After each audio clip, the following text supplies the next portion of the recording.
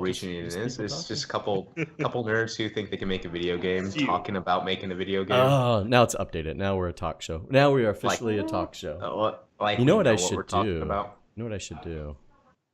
I don't. I'm not psychic. Tell us, please. I think we need the introductory music. Ooh, I like that. Do we have music? Do we have music? I have no Yeah. idea. Oh my gosh. have- Eric has Got never it. not listened to any of the 22 episodes of the podcast that we've done. Even though he's been Yeah. on every single 23, one. I think. No, we have our own custom audio that when I'm editing it, I put it in the Oh, beginning. man. I use it during our intermission part, our previous ad portion, and then towards the end of it, like our outro, intro, outro, intermission. Where is How that? swanky. I know. Is I that refuse to under- listen. Podcast and audio files. Okay, here we go. You trying to find the form. This is some of the secret behind the scenes Yeah.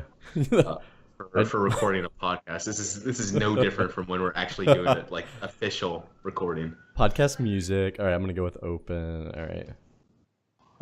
Somehow I found Tourborn tips. Like, for some reason, the first thing I find when I'm looking at Gears of Eden files is Torbjorn tips. Yeah, I see it every Did you time I go use the through Torbjorn Google tips? Drive. And we're back with Torbjorn tip number don't think I 38. did. No, I think we Yeah. chickened out on it. Yeah, we kind of did, yeah. If people don't know, when it was like one of our early podcasts, we were really into Overwatch, and I think it was really late. We were super delirious and just wanted to go to sleep. But for some reason, when that happens, we just keep talking and keep coming up with subjects. And we just came up with a stupid new portion of the podcast, Torbjorn tips, about like the most mundane, like obvious things that you could be doing as Torbjorn to be like a better Torbjorn player. Probably the best part of our podcast so far. Yeah, probably. It took a while for like, and we said Torbjorn a lot. Like, I remember my mouth was getting sore because I was having to like enunciate every I single. you like word. actually say it in the way Mhm. rather than just Torbjorn. Torbjorn. Yeah, Oh, I don't want that there. it's kind of like and I think the new one for Overwatch right now is the new character, Brigitte. Brigitte. However that's pronounced. I think it's Brigitte because it's German.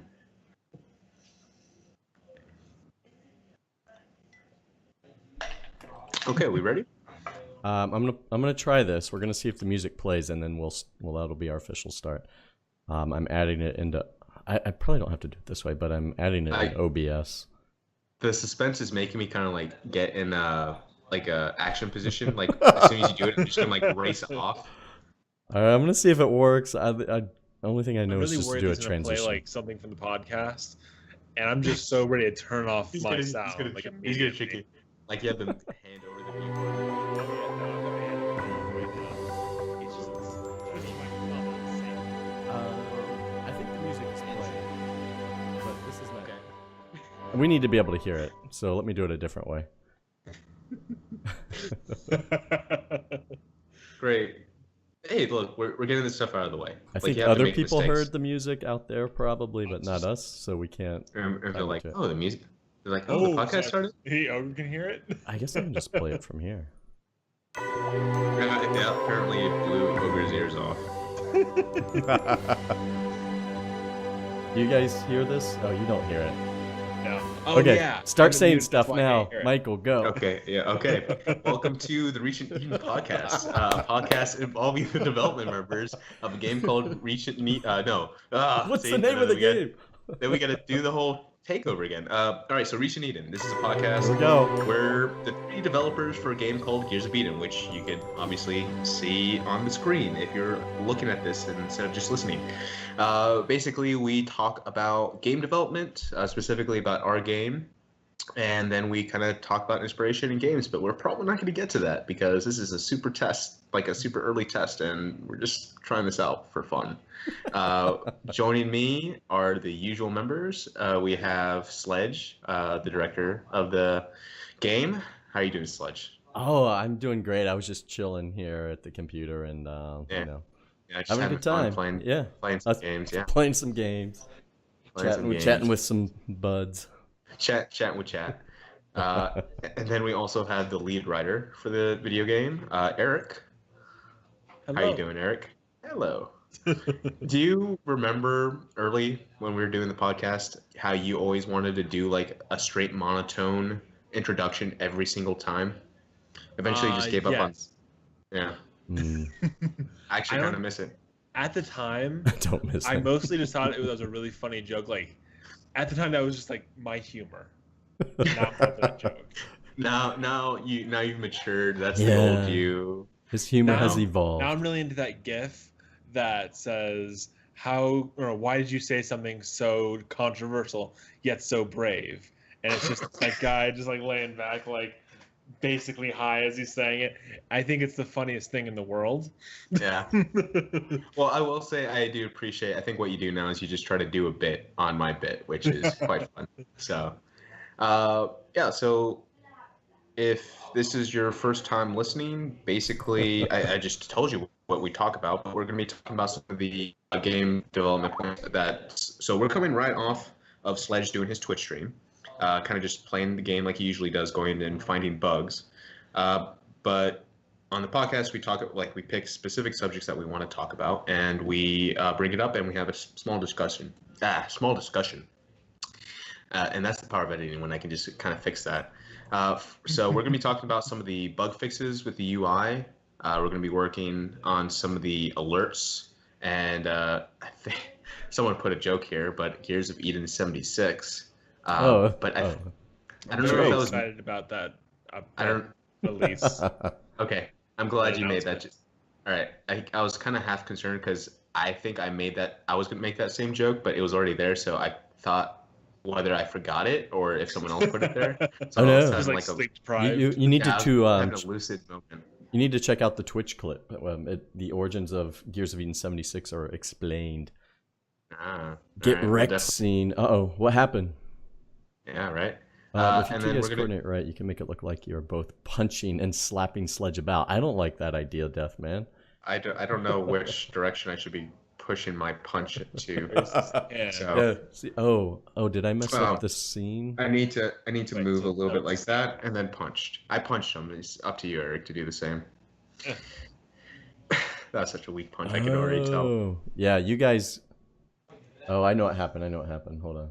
I fixed it. There, you're back to normal. Everyone needs to be paused.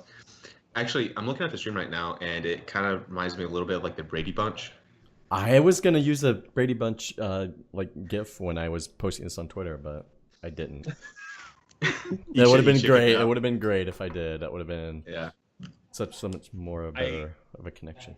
The moment I saw Sledge's like plan for how this is gonna be laid out, I was like, I have to make a Brady Bunch joke. And ever since we started doing this right now, too late. I've been like, what am I forgetting? Too late. It's the Brady Bunch joke. It's too late. All right, glad I could bring that up for you. Now I'm just mad and frustrated. You can bring the rest of the podcast. Does anybody have a Brady Bunch joke they'd like to share?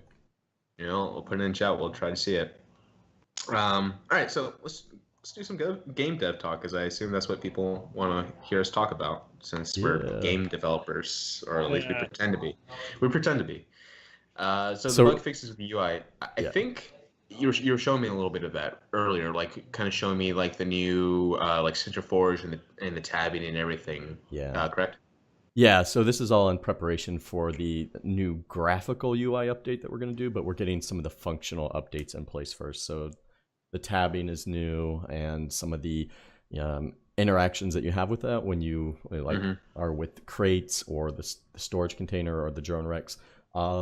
Just getting those bugs ironed out, because it seems like a simple thing to just add tabs to the top and have them clickable, but it actually gives you a different way to move through the menus that we've never been able to test before. So it's kind of interesting, just trying to go in and break everything.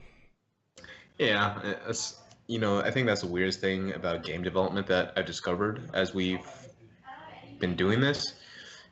It's so weird to like have an idea, like implement that idea, and then your first goal is to break it and just mess it up as much as possible. Well, And you know the great thing about it is it's going to break no matter what, because Oh yeah. no matter what you do, Oh, there's yeah. something wrong. Like Well, and you that's can't the be perfect. That's the thing. Like when I was testing the other night, like I was doing things that at first I'm like, people aren't going to do this combination of stuff to make this bug happen. And then, but then I took a second. I'm like, yeah, somebody is, because, well, assuming we get more than like Ogre and a couple of guys playing the game, but someone out there, like if you get a big enough audience, is going to be breaking stuff. So you sort of have to do it first if you can. Yeah, Like, we could have said no one's gonna do this about the building a bunch of batteries instead of fuel cells, and then they Yeah. just did that Yeah. like immediately. Yeah. yeah. Also, Even if we Deathman, think for of the the record, I've never claimed to be entertaining. That is a sledge thing. Don't you wrap me into that. he pulls out early to protect himself. Oh. He does it out of lack of love, but we love Derek. Ogre's got a new theme song for us. I like it. Well, well, I can assume what it's going to be, so never mind.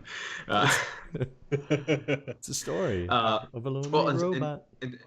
and so what you were just talking about right now was really interesting. Like we can have a really good idea of like what would be breakable and find it and break it and then try to fix it, and then there'll just be something completely different wrong with the game. So it's this weird game of catch up that you can never really Game finish. of ketchup. That should be Yeah. our next game. It's just a condiment-based game. Game of Yeah. ketchup. It'd probably be a good mobile game. I will say, Bam. I noticed recently moving to New York, I noticed when you go through the subway, you don't always have a constant connection. So like a lot of mobile games aren't really that good because you have to be connected at all Yeah, times. yeah. Yes. So what I think mobile developers should be focusing on is something that you're able to kind of do like an offline mode, but still have like all that fun stuff. I don't understand why they don't do it. Probably because in order to stay constantly connected is how they get people hooked and earn money. So maybe I don't Collect know. all the I'm not. data. Yeah, exactly. Maybe I'm not a mobile game developer, so I don't know why they choose to always stay connected. But interesting thought. Yeah. I think like there's just so much, like there is so much data collection going on, and then there's, the ability to push ads out, and it's just, I can definitely see the benefit for a developer to try to always have a connection with the user. It Yeah. just gives you more access to do more. But like right now in Gears of Eden, we do require connection because we're in a testing phase, and we want Yeah, so we're constantly we're collecting data. but Yeah. we don't plan on like having to have a connection later on. Yeah, so basically right now we're just collecting all the data for Facebook. That's the only way we're able to stay afloat right now. Your You'd privacy be surprised policies how will be well it works. updated in the next alpha that Yeah, goes we- out. We have to Yeah, do we- that. Yeah, but the only issue is Facebook isn't interested in any of the information. All it is Ogre, hit 0 like 25 times. Like a little embarrassing, but really it's not much to make money off of. So Yeah. sadly, Facebook hasn't been really biting much. Ogre has a good point with cheat prevention, but I think if it's a single player game, you don't have to, like, I don't know. It Well, if they shouldn't be use too like much of an issue. any sort of microtransaction, which is how Oh yeah, free games survive, that's a good point. being able to cheat just breaks that whole thing for them. Oh yeah, let me tell you, it's like the mobile game that I'm addicted to, the Fate Grand Order. It's completely like single player. There is a slight like friend thing that you can like borrow like a character from like their list, but ultimately the whole economy is based on like super rare characters that you have to like pay money for to like roll for a chance. So it's like, yeah, if someone would be able to like cheat and hack those characters, the game wouldn't be making much money. So Yeah. That's true. that makes sense. Yeah. And I was just playing. They just made a new Dragon Ball Z game, and it's real fun. But Oh yeah, that's what was offline. I saw a guy next to me. That's what actually made me think of it. Was playing Dragon Ball Z. He had a cooler, which if you're not an anime fan, it was like one of the cooler like Dragon Ball Z characters. So I was I love how thoroughly Cooler was impressed. only cool because they like said he was cool. There's nothing about him that's cool. Yeah, It's he's just like basically a pokey looking Frieza. And yeah, he's he was tall. like yeah, he was the exact same as a popular villain Frieza, but just like more. But that and so that made him better. Yeah. He was Interesting. cooler. Yeah. Hey, Kanaz, welcome to the talk show. Thanks for tuning in. No updates on toys yet. So what do you guys think of toys, Gears of Eden toys? I really want a little Rover Like a dude. plush. Like a I- plush. No, a little I don't think it should be thing a I can wheel plush. around. Yeah, I think it's got to be like So like a Lego. Lego would be interesting, or even just I don't Well, know. so that way we'd be able to sell like the DLC like add-on like the add-ons. So you know like how some like Star Wars things would have like the main toys, but then you could buy like packages of like just the accessories and stuff. So we could do that with the Rover, where basically you buy the accessories of like different batteries. Like if you want to upgrade to the set tier 2 battery, it's $5. But if you want to upgrade to the tier 3 battery, it's $7. Like, you know, it's actually like it's relative to the price increase to like the better part. Yeah. I don't know. I'm more like on Kanaz line of thinking like Hot Wheels sort of, but not really. But like a die-cast Rover would be cool.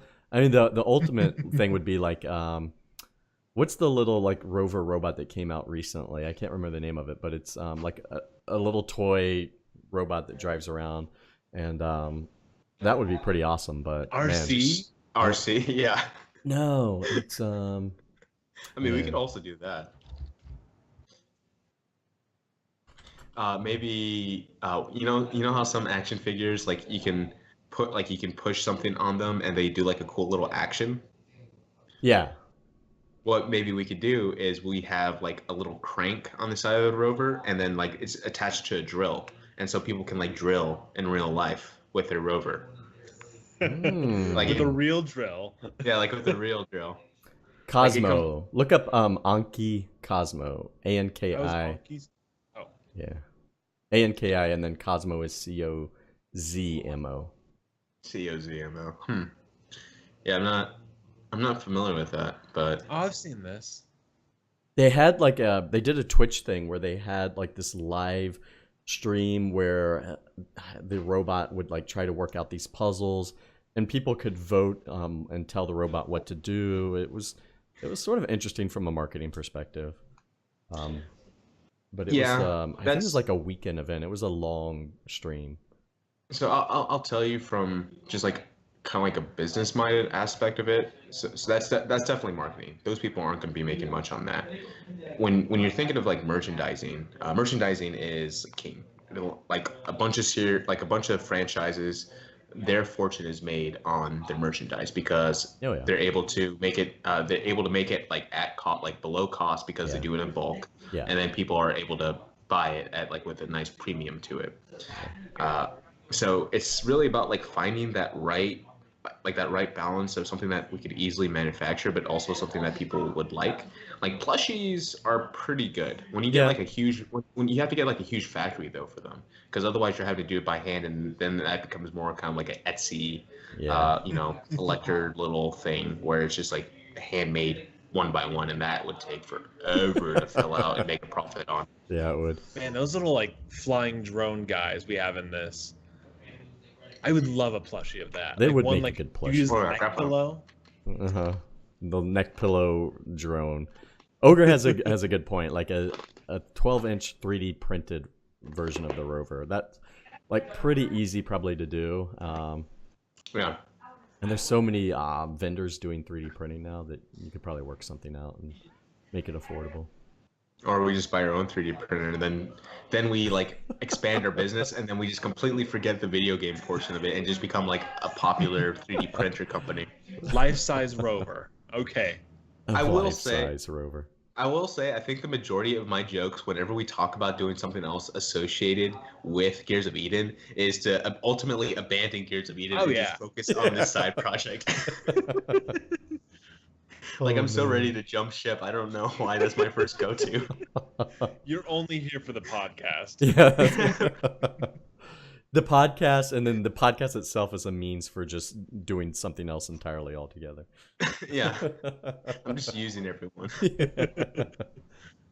Oh, Kanaz is asking about GOE Battle Royale. So that did come up in the last stream. That's Gears of course. Eden 76. So Yeah, I made the mistake of joking around about the battle royale mode and how like we could have the asteroid and then all the rovers on the asteroid, like you and 99 of your closest friends, and then other asteroids are coming in and hitting your asteroid, so it keeps getting smaller and smaller as chunks are blown out into space. Yeah. And it's survival, until the last one. So Yeah, but since we have like no real combat mode in the game, all it is just like trying to ram each other, and like whoever runs out of battery at last. So it's like just like suddenly you get like a bunch of like huddle focus points around these like pylons. remember Actually, the early version of Gears of Eden where we had multiple rovers, and when you hit one, the other one would just like fly off at light speed? Yeah. It'd basically be that. Oh, that'd be Yeah. fun. Actually, Just like make a broken game, but call those functions. and you know, it's brilliant. Honestly, it'd probably be super easy to code just because of that philosophy. So we could probably get this up let's next figure week. it out. Yeah, we can get this out next week, and then I think we have a game, guys. I think we're done. Oh man. All right. Well, good podcast. Just let us know how it turns out. Yeah, we'll just ship I'll that see you right next to you. Yeah. I'll see you next week when we're millionaires. Yeah, and we're starting the catch-up game. Yeah, which will turn into some other side project. Who knows? Yeah, and so actually, Kenneth actually brings up an interesting point. Like, it would be interesting to do like a battle royale without the like battle, like So the it'd just killing be part. Royale. Yeah, just kind of Survival like Royale. It just yeah. A PG game even the kids can play. And instead of like only one person being left at the end, everyone's still around. Yeah, sure. I guess that's something. Everyone gets a gets chicken trophy. dinner. Yeah, everyone gets a trophy. Everyone gets their pride and accomplishment. Royale, No, Royale. like I like it. Yeah, a sense of pride and accomplishment. There you go. So we were talking about stack limits when we were streaming the game earlier. You want to talk about your thoughts on the stack limits? Yes. I think you had some input So there. yeah, so when you were talking about the stack limits, Royale with yes, cheese. there's Royale with cheese. If some people weren't here, just basically we're kind of going with this conundrum where we have an inventory like on the rover. There's a certain limit to how many items you can put on it, and then there's also this separate inventory at the main base. And so like the options you're giving me, or like the options that we're kind of playing around with, is whether we add a limit or not. Yeah. And you're saying you took your like your inspiration or like your idea of what it should be off of Minecraft. Parts which of makes it, yeah. which kind of makes sense because like obviously you're putting it in a chest, which when you look at it, it obviously has like a finite amount of space within it. Yeah. So it's not like you can just stuff everything. It's not like you can stuff the whole world if you're somehow to like Yeah. mine it and then put it in there. It's not a clown car. Yeah, exactly. So when I look at it, mine is like when I'm thinking of it, I'm thinking a little bit more like Star Wars: The Old Republic, where we had like the Galactic Banks, and then you'd be able to buy more tabs and all that kind of stuff. Yeah. But even that had limits. It was just so big that it was tough to really like hit it unless you were Yeah.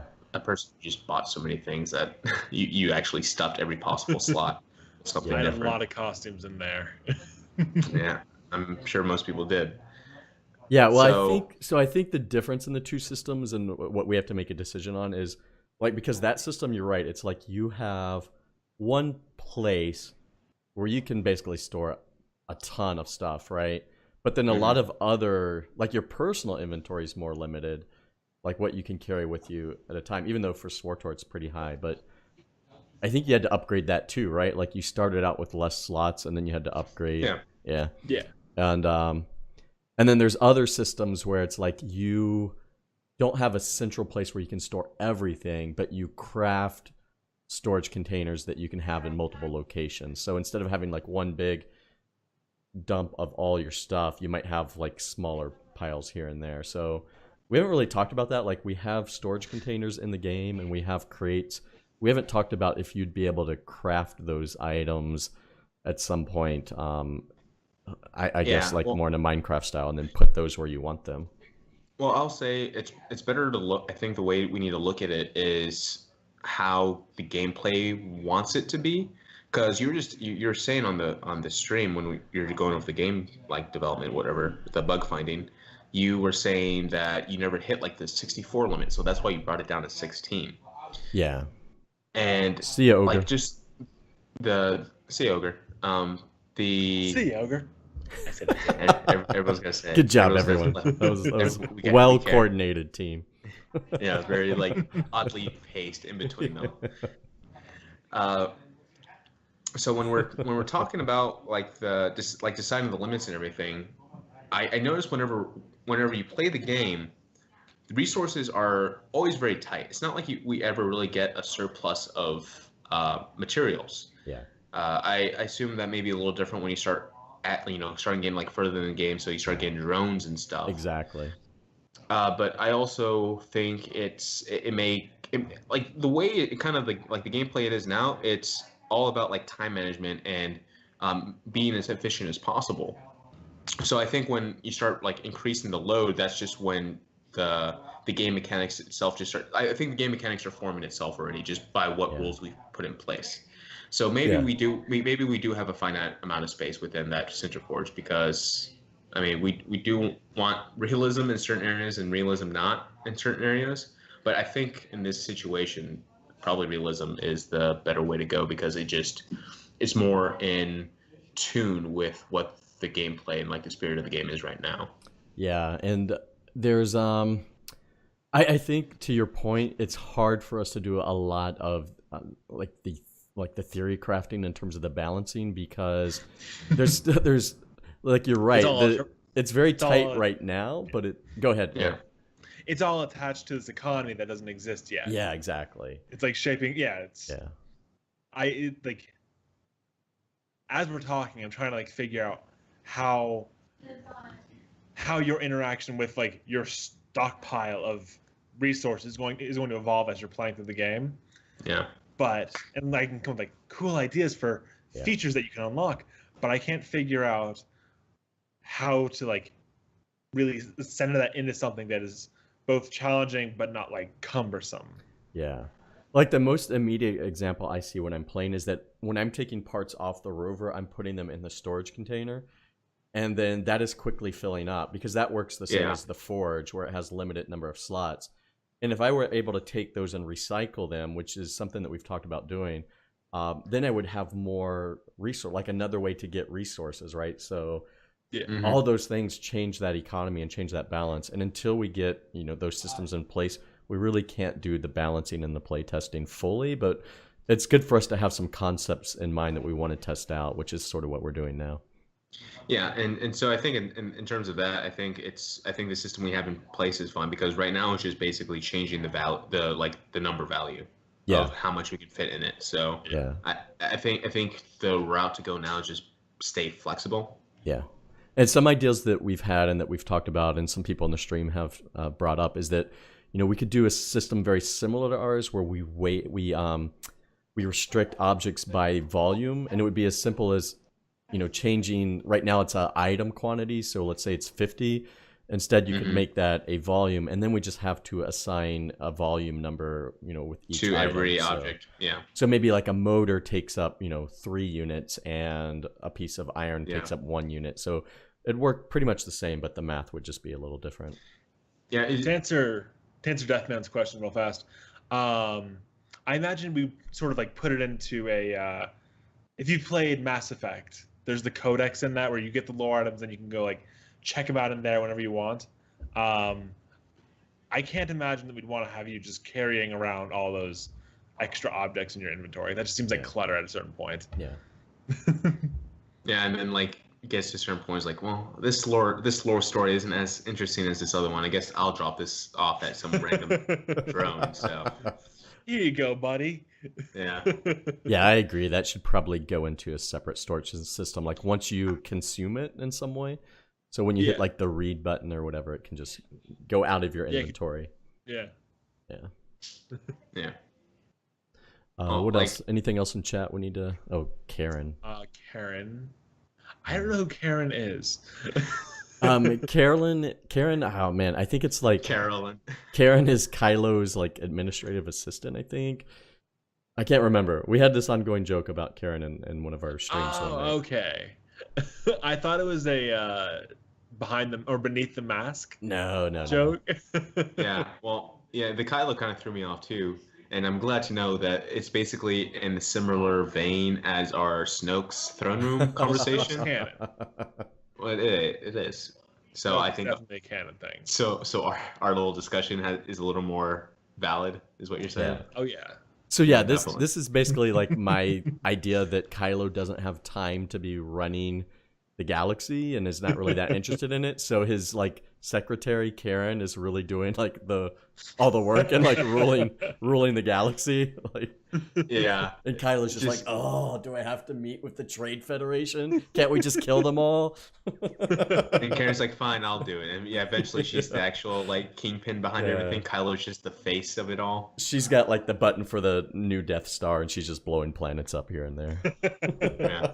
I love the idea that the Trade Federation somehow made it to this like Yeah, this they're far still into alive. Star Wars. Yeah.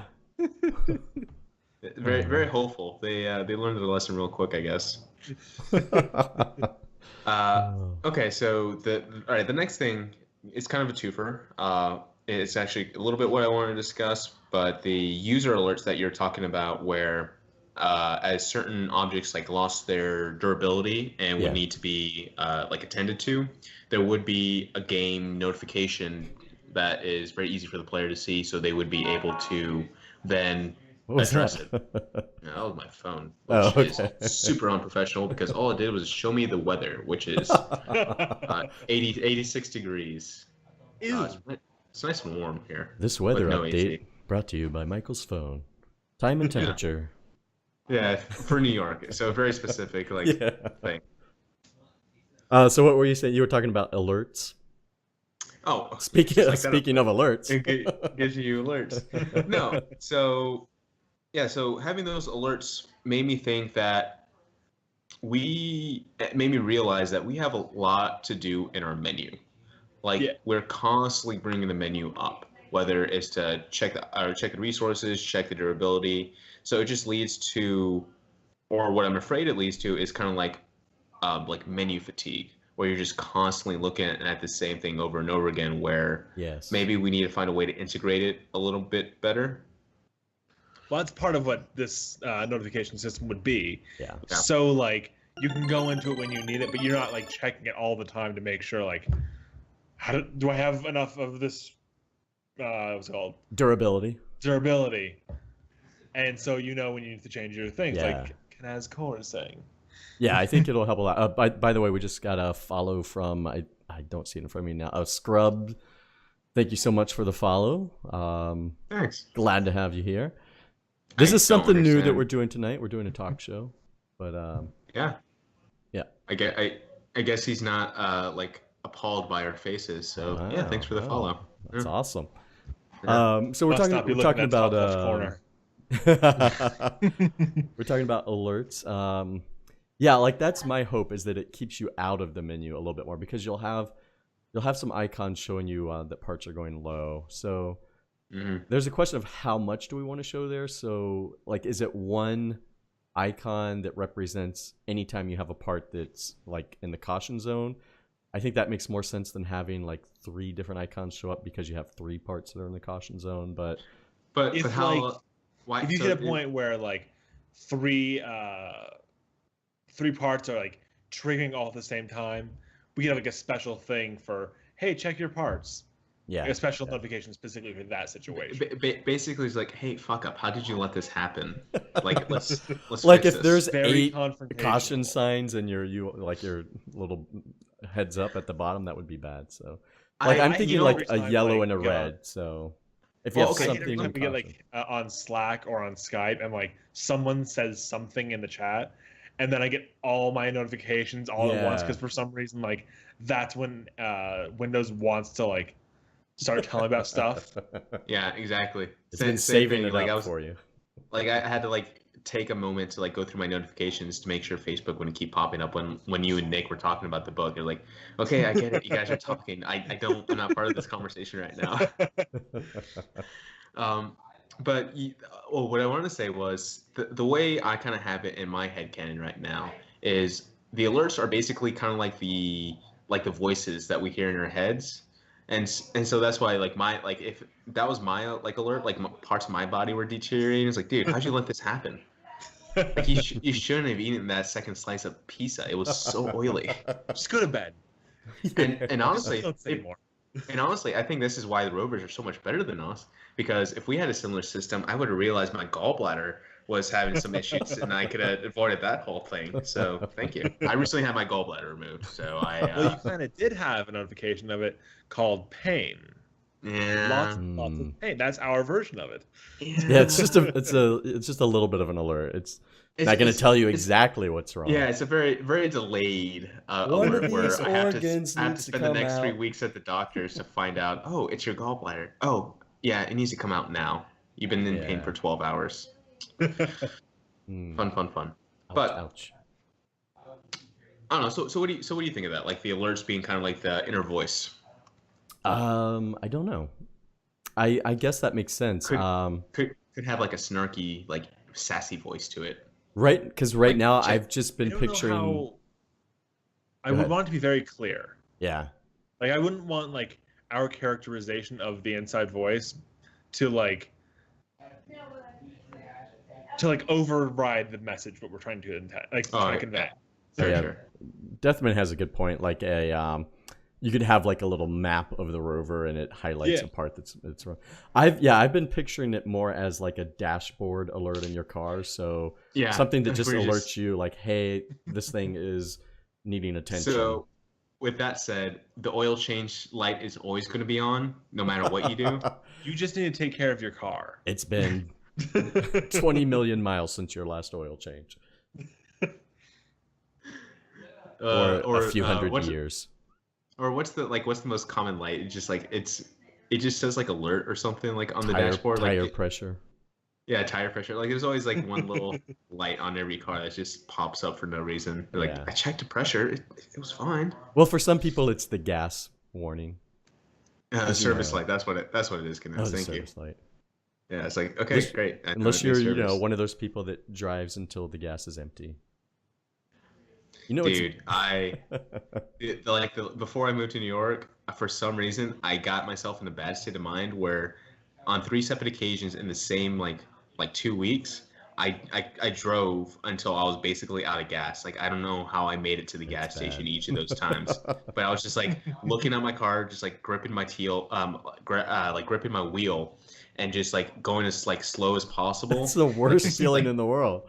To like just kind of like save on efficiencies, like okay, and then like I turn off my AC. I don't know if Yeah. that does anything, but Yeah, like I don't know the either. logic's like it's like well the AC was on for like the last like 24 hours. I doubt like turning it off for these last 10 minutes to get to the gas station is going to make that much of a difference. But let's try anyway. But there's a part From of what your I brain gathered, that's that like, actually is a huge gas Oh. drain. I bet. Like Yeah, there's- cooling air, it takes a lot of power. Yeah. Well, that's what's always would Good. be in my mind is that all these things are powered by one source. So I'd be like Okay. turning the radio off and the windshield wipers, and yeah, then it'd crash. Yeah. Um, Just like our rover. Snowstorm. Nope, not using this. Yeah. You know what's bad is like my car has the thing where it tells you how many miles you have left. Like it predicts, and it's really tempting because it's like you have 20 miles left. And I'm like, well, I'm only going 7 miles, so I should be okay. Yeah. It actually reminds me that we should that'd be actually a cool function we could put in the game is like how many miles you traveled. Mm. Just We one of do those have weird that is one of statistics. the data bits we collect is distance traveled. Yeah, so now just make it like visible. Yeah, we could do that for sure. Let's see, anything going on in chat? Way bad idea. You suck all the junk through your engine. I missed something there. I guess. All right. Should we move on? I mean, moving on would be like the rest of the podcast, and let me tell you, whenever you're on the East Coast, time moves quickly. So I'm on the East Coast. What are you talking about? Well, I'm how are not you? used to the East Coast. How are you guys feeling? Do you want to try to wrap things up? Do you want to do a little bit more? Yeah, well, so let's.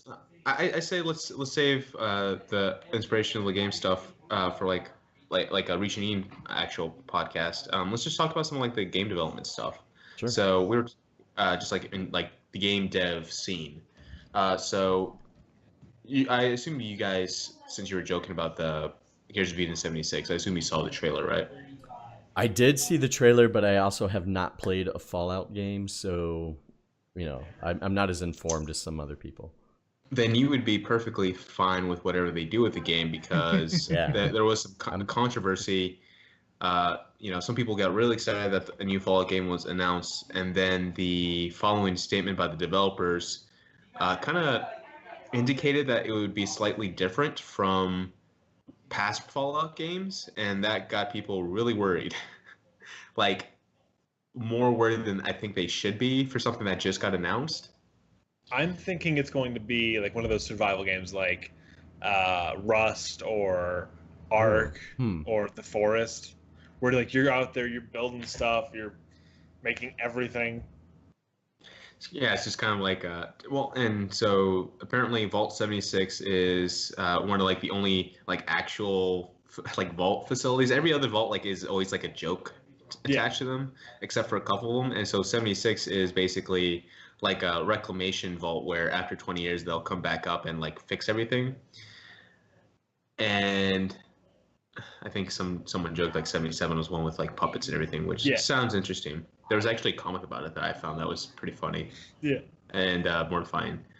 But with 76, I can, with 76, since they want to like rebuild everything, I can totally imagine that, like that kind of gameplay. It's basically just like a build-it simulator. And they have the tech from Fallout 4. Like, this isn't going to be like a new Fallout game. Okay. It's going to be like what they did for Fallout New Vegas, where they used the same engine, most the same assets, and just made it a new environment and a new bunch of quests and stuff. I feel like this is just going to be like a side game from what they've already got, and they have a lot that would go into that sort of gameplay. Yeah. And so like Kanaz says, a lot of people are skeptical. A lot of people are like afraid of what they're gonna do with the game, and I think the skeptical part is like the right reaction to it. Like I understand a lot of people love the Fallout games, and so whenever you see like one of your games, I guess if I were to look at it, it seems like if this doesn't turn out how they want it to be, it feels like a waste of time. Like I wanted a new Fallout game, and I'm not getting the Fallout game that I want. So now I have to wait another like 4 years on top of the 4 years for this to be developed or whatever. You know what I mean? Yeah. I mean, this game I can't imagine is going to be a 4-year development. Yeah, I just threw Fallout 4 years out there, more like probably 2 years, but I mean, even that seems like a lot from what, like, so much of a game like this is building the systems and building the quests and building all the things that you're dealing with. And if they've already got the systems and they already have like, well, there's not going to be quests. It's just going to be a game where like you build stuff. They just sort of have to like design crafting requirements. Yeah. So Deathman, Fallout, and you guys correct me because technically my entire experience with Fallout was playing like 10 minutes of Fallout 3 and then getting out of the vault, finding some ants, and then getting my butt kicked by those ants, and then I just stopped playing. It made me feel small. Yeah, I didn't like that feeling. Basically, Fallout's in a similar like vein of Elder Scrolls, and if you don't know what that is, it's like an RPG game where you are able to customize your character and upgrade them with through multiple lines. Typical RPG stuff, just more the American, less the Japanese going crazy with menus and everything. It's like they give you a little world to explore and like interact with to some degree. Yeah. Okay. Yeah. That's the other thing with RPGs. They love to tell a story. But love a good story. Kanaz asked about Alpha 2, specifically the trailer. So, I can maybe play a sample. I don't think he's talking about the trailer. I think he was talking about the. Looks great trailer. That is. Oh yeah. I think sorry, that was something else. That was Fallout 76. 76. Oh, okay. He asked Alpha 2 right before we started talking about 76. Gotcha. So Alpha 2 is coming along. It's, I don't want to set dates, but the big thing left is really the getting the UI in place. It's all designed. It's just a matter of getting that implemented. There's a few small features we hope to add. So one is the repair kits. The other is like maybe having you find a head and be able to swap that on. Like really small additions. No other big like mechanics or anything else are going to be added. So I can't really tell you exactly when it's going to be out, but we're trying to get there as soon as we can.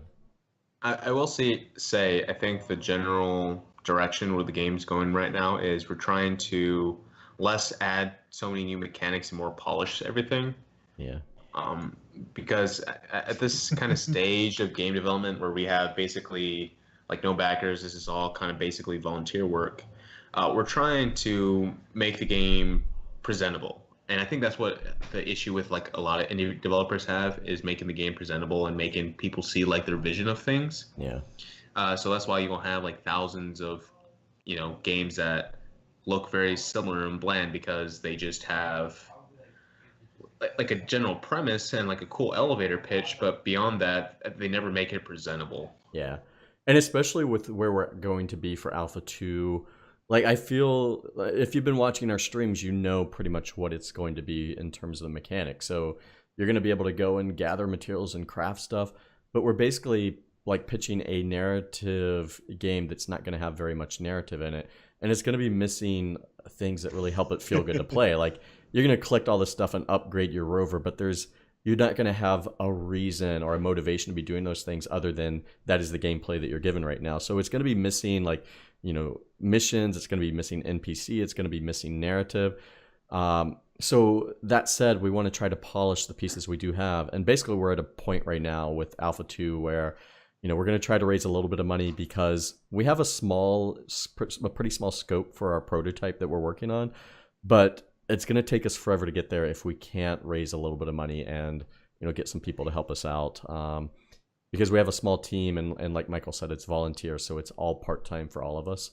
And so we're sort of at this stage where we want to see like, can we go forward and get our prototype done? And can we do it without taking like another year or so to do it? Yeah. Kanaz is correct, by the way. What's that? Give us Alpha 2 now? If you give us $50 million for, we'll give you a head and the rest of the demo. Just we'll throw that on top. Sounds good. Honestly, you could probably get the full game at that price. Just saying. Let's not say too much. Let's not over promise. Yeah. Under promise, over deliver. But you will have to buy the full game. The also known as the I forgot the name of it. Also known as the Spore Promise or the. Oh, that's the opposite. Okay. No Man's Sky. Is that what you're gonna say? No Man's Sky. Yeah. The No Man's Sky Promise. No Man's Sky. I know that like as a game on its own, it's kind of not a great situation. But like for me, it seems like the perfect thing. I've actually heard it's a pretty decent game now, and I think they're really close to having actual real multiplayer integrated instead of just having the glowing dots that are your friends. And so I've seen like more recently people being much more kinder reaction to the game, but it's just this. I think people are still burnt on that stuff that they thought would be in place when it was out wasn't there. So. I'll revisit it at some point, I'm sure, because I was one of those people that bought it. Well, and honestly, I hear at the end of the day, yeah, it's basically just a thing where they just overpromise stuff, but it's still a perfectly fine game. It's just like when you overpromise it, like it reached a huge scope of people, and so like their taste, like majority of those people wouldn't like their taste isn't for No Man's Sky, but for those people that like No Man's Sky like fits their style, it's a great game. Yeah, I also think a lot of that whole thing was they had a lot of pressures coming from their partners and with especially like being embedded with Sony, and I think that they were in a sticky situation. They should have been clear and communicated better, but yeah, they should have just gone the Star Citizen route, just never really come out and still make millions of dollars, hundreds of millions of dollars. I swear, like the chances of our game coming out before Star Citizen It's actually we have a good shot, I think. Oh my gosh. It'll be something along the line where it's just like they have most of this stuff like, well, guys, we spent so much money on this. I think we really need to go to this new engine, so we're starting all from scratch again. Please continue your support. Oh, Kanaz is asking if there'll be like a viewer coupon code or something. So maybe we'll do that at some point. Oh, well, also, if you weren't, I guess you guys weren't paying attention, but he also did like wink, wink, and so when I saw that, I basically did a wink, wink at. Oh, I missed it. I missed it. Like I'm gonna take care of you. So I just thought you were winking at me. So, but no. Sludge thought you were like making a move. He was like, "Oh my god, finally!" Oh, Kanaz caught it. That's thanks. I was the odd man out there. Yeah. So like just going back a little bit, like Deathman's just like, yeah, going to the text RPGs, yeah, those some classic and the Ultimate games. But then he also referenced Stardew Valley, which I actually have on the Switch. I recently just got on the Switch. That game is so fun. Also, you finally like caved, started playing it. Yeah, I finally caved and started playing it. I think it's like our first or second podcast where we're like, maybe I'll play it because you guys were talking about it, and like, we'll see. Like 6, 7, 8 months, whatever later, I'm playing it, and it's scary how addicting it can be. Yeah. So How's your farm? Not doing well. We're hitting the winter, so trying our best to prepare, make sure we get. Man, winter just like killed it for me. I just was not committed enough. Yeah, no, it was that, and I think I talked about this in our like private chat. Like, there was that guy in class who like he really wanted to talk about the game. And I was like, okay, well, you've just ruined the fun for me now. Turned it off for you. Oh, absolutely. Oh no. I think there's yeah. It's funny because it's not a game that you would think about when you like in relation to ours, but I think there's a lot to learn from a game like Stardew 4. Yeah. And I really like that they give you, and I think the thing that applies the most to us is giving the player options to do what they want to do and make everything feel rewarding. So I really enjoy that. I think Stardew does that really well, that balancing act. See, I can definitely see Sledge being the next Hitchcock. He's got like that like. That was a weird transition. Aura. Well, this is from chat, so. Oh, I gotta pay attention to chat. I don't understand how they made that transition, but it was flawless on my end because I had a problem. Well, they're really big fans of Beneath the Mask, which makes me feel really bad because like I've known Sledge for years and I still haven't watched it. You're probably like the first person in the group I shared it with. I'm like, oh, Eric likes writing and stuff. Here's what happens. Here's the problem. There are so many things that like I accumulate over time that I want to watch one day. I just don't have any time. Like I'm waiting until I have free time to watch them. And Beneath the Mask is not on the priority list for Beneath the Mask is on my list of things to watch, and I'm still waiting to watch. I need to just stream it. Too many cooks. Is Beneath the Mask is that the ninja one? Yeah. Yes. Okay, I saw that. Yeah, I know Devin saw. Oh man, not Devin. Who's that? Michael. Yeah, I did watch. What was it called? Oh crap! I can't remember its name. What? Oh my god, I'm so close. I'm gonna let you figure it out. See, even recursion theorem. Oh my god. Wow. I kept wanting to say Requiem theorem, and I was like, that's not right. That's the sequel. That's the sequel. Yeah, that's the sequel. Recursion. Me and Sledge are working on the screenplay already. For Requiem theorem, yeah. Yeah. Sorry, I was checking out Nightbot here. No. Starts with an R. I'm so close, but You're close. Like you just gotta sound it out. Eventually, you'll get it. Oh no, right. That was not an alert on my phone because I definitely would not make that mistake. Easy jab. I made it easy. I'm sorry. But yeah, I think that was a good, quick dev discussion. This is very similar to every other discussion we have, where we talk seriously like for 5 minutes in Yeah. between 30-minute like intermission talks. Yeah, it's like to me this feels pretty good. Like I didn't know how this would feel and how it would work, but I think despite some hiccups at the beginning, like I think this format could work, and we'll have to try it again. What do you guys think? Yeah. How does it feel? I think it's perfectly normal. I am a little more rare. I'm a little more wary of just me in general because I love to edit. Maybe I over edit. Who knows? It's weird whenever you have to stick with like a live format. Yeah.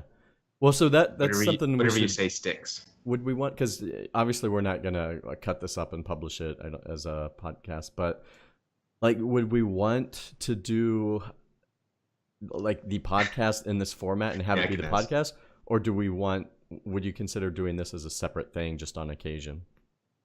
I think this is a perfectly like acceptable second thing. Just like a quick 30-minute dev talk about whatever. Yeah, that's true. Deathman and Kanaz, what do you think of the format for this? Is it working for you? Any suggestions or feedback for us? Do No. Reaching Eden live. No, he said do reaching Reaching Eden Eden, podcast yes. and do reaching live. Oh, do Like both. to both. Do Yeah, he both. said do both. So that's two So things. do it where- live, then record it as the podcast. No, I think he's saying we do what I just said. We do a Naz, separate we're podcast every confused. time. No, you're confused. Clarity's Well, Clarity's good. Yeah, but I think me and Kanaz have something special after the wink. I understand what Stop he's trying to hitting get on at. Kanaz. Well, it could be more dynamic if we like introduce clips and cutaways and that sort of thing. So, you know.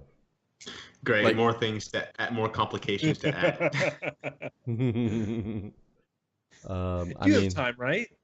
Yeah. yeah, that's the thing is. The regular and the live show. Okay. Yeah, see, I told you that's what Kanaz wanted, but you didn't listen. It is a hell of a thing. But I want to make sure we both done it.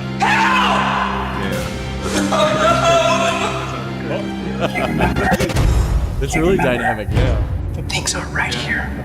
Just like, well, all you do is like you do clips of the recursion theorem, but like basically just clips at a time until we basically no. watch the entire recursion theorem. Yeah, that's what I was thinking for Beneath the Mask. That's how we'll get Eric to see it. I It's really just like want to watch it. Like it'll- it's, I have this list of movies that I like are the things that I really want to watch at some point, and that's on there. Yes. But I just what haven't. better I'm better so way bad. to watch a movie than like at 5 or 10-second clips at a time, just randomly Oh, it's the placed. best way. Best way. Yeah, it's the new experience. It's the Reaching Eden experience. It'll be like 40 years from now, and I'll be on my deathbed, and Eric will text me and be like, "I just watched Beneath the Mask." 40 years from now. It's that low on your priority list, apparently. Well, yeah, I think you're gonna make it more than 40 years. I hope Sledge. so. I hope so. I'm gonna live a hard life, like at some point in the future. He's like a settler. Yeah. The only thing that's keeping him going is like, all right, Eric's just watched like 30% of it. We can almost make it. Yeah. Sledge is hopeful for a young death. You said it so hopefully. Yeah. All right. I'm gonna become Pretty like sure I'm gonna become I am. He should be on the Batman. podcast I'm just gonna go instead of back. me. What's that? I think Kanaz is funnier than I am, so he should be on the podcast instead of me. As long as he's in chat, he can be a regular text I contributor. like what Deathman put. Just basically, we could use the video format to be able to share things like concept art and stuff. Yeah, that's a good idea. Yeah. That would make it more dynamic. It would make it more dynamic. As you get yourself in that corner and you're all set, I will step out of your way. All right. I think I may have to call it. Things to do, places to be. So, yeah. It's Well, Basically, For our yeah. sleep. Basically, if we keep going, I'm just gonna start like talking in my sleep, and we can continue the podcast that way. But man, we didn't even do my favorite part of the intermission, where I do. I stupid know. joke. I was gonna play the music and let you do the intermission. Yeah. And then I was wondering if you'd do that. If we don't do ad reads anymore, though. Yeah, well, we're not sponsored by anyone. We could do something where it's like possible, like we're asking for sponsors, basically. Like, Right. I guess that's just basically begging. A demo ad read. Yeah, demo ad read. Like, Just hey, like this pick is some company. yeah, this is like a sample of what you people would be listening if you wanted to sponsor this podcast. So, actually, I may do that as a real format now. Thanks, Eric. I'll put the time into making stupid mock sponsorship ads, whatever. I have the intermission music going, by the way. I know you can't. hear it. Oh, okay. Well, so the reason we do this podcast is because the reason we're doing this live podcast is because we love doing this. We love talking about games and love interacting with you, fine gentlemen. If you could be able to share this stream with anyone, that'd be great, because the more people we can get on here, the more people we can enrich with our delightful banter and discussions on video game development. So please, wherever you find your local Twitch streams, share with your fellow Twitch viewers. Awesome. Thank you. And we'll get back to the show, which is just going to be the intro or the outro. Ooh, So I just killed it. I guess. Thanks. So I guess thanks, Kanaz and Deathman, for kind of sticking around, hanging out with us, kind of giving us your response and your feedback on the podcast. We really appreciate it. And it's actually really nice to have someone else to interact with besides these two guys, Yeah. because they have to stay with me. So I don't know whether my jokes are actually that funny or not, because I don't know, they could just be like those funny laughs, like ha ha ha. That was a good one, Michael. God, this Well, guy's that brings up a good point. If we were to do this for the podcast, like, it might be weird in the audio if we're responding to someone that the other listeners don't hear. That was like the first thing I said when we were done with this. Oh. Oh yeah, no, Because I noticed like we were talking to him. Oh, Rick Dad just showed up at the tail end of our talk show. Right, Oh, Dad, well. you keep showing up at the end of things. I think he has like a secret like bot or something in here that just doesn't show up, and just oh, they have 5 minutes left, better get in there. It's like, oh, I'm sorry guys, I missed it, but you guys are doing great stuff anyway. So did we reach a consensus? Like, if we do a video reaching Eden live, would that be That would edited be on into a podcast or be separate? No. No. I think Okay. for one, video editing on top of everything just makes it more complicated. And two, I think the whole live aspect of it, where we're constantly reacting to people that are not being heard, it's just too awkward. So it's better just leave this as video stream, or video like I forget what they're called, moments or clips or whatever. So Yeah. I think editing an audio podcast and a video podcast in this format is basically a full-time job. pretty much. So Yeah, I like the idea of not having to edit this. It's just live. And Kanaz has a good point. Like, we could take this file and throw it up on YouTube and just let it live there if we want. Yeah. What do you guys think of that? Like, do you want this to be a temporary thing or something that people could see watch? the sweet burn. Yeah. Oh no, was I there a like- sweet burn? Yeah, on you. It's actually quite great. Yeah. God, I'm done. I'm so done. Oh, sad. My ego was lifted, and I wanted to do this more, and then I immediately flustered my words, and now I never want to do this ever again.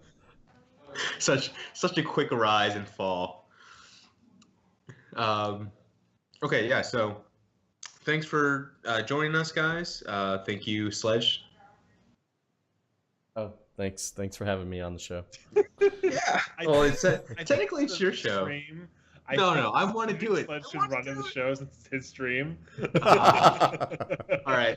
When you were introing the podcast or whatever we're doing, the talk show, I was like, this might need to be Sledge's thing in the future. I don't know. Like, this has been so much easier than when I'm doing the game and talking and having to split my attention. Like this is kind of nice because my hands aren't like on the mouse. I'm not looking at something else. Like I'm just looking at you guys and having a conversation, and it's a lot easier. So hopefully people like it because it's a little easier for me. So something for the future. Right, Dad actually brings up who we are. If you're here, you would see it. But basically, I am Michael. I normally host the Reaching Eden podcast, and the guy with the red shirt, not the green shirt. Red shirts. Yeah, I know. That's why I clarified it immediately afterwards. And then Eric is the guy to the left of Sledge with the green like the shirt, and then red button up. And he's the lead writer of the games too. So we should have little titles on the screen. This was thrown together. That's what I was gonna say. We can put our names underneath it and make it a lot easier for people to just pop on in. Sledge. So actually, I like this.